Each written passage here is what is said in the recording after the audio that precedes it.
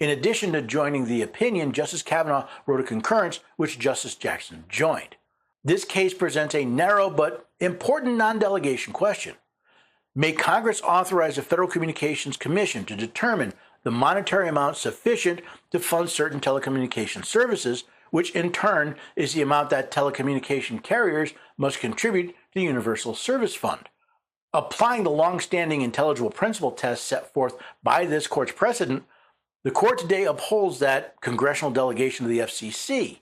Can Congress authorize the FCC to lay taxes? To me, that's an obvious no. Can the FCC then delegate the administration of those funds to a third party? That would be a hard no.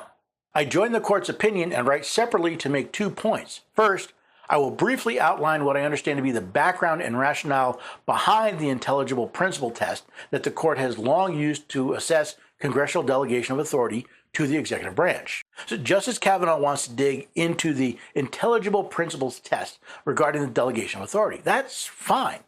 But he also makes a point about the delegation to private entities.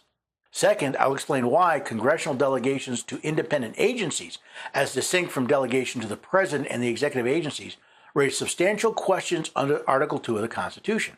Kavanaugh's second point involves the delegation of power to independent agencies, but Kavanaugh only appears to see an Article 2 problem. Rather, the problems with the delegation to unaccountable officials primarily arises from the delegation to independent agencies.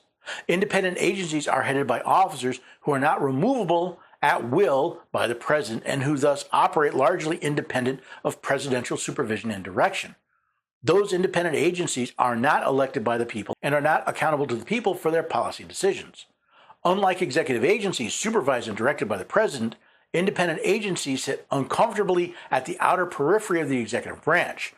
Although this court has thus far allowed such agencies in certain circumstances, they belong to what's been aptly labeled a headless fourth branch. Kavanaugh's problem with these independent agencies is the fact that they don't directly report to the president. That fact alone has constitutional issues. Congress is not authorized to create agencies outside of federal oversight. If they do not operate under the executive branch, where does their oversight come from?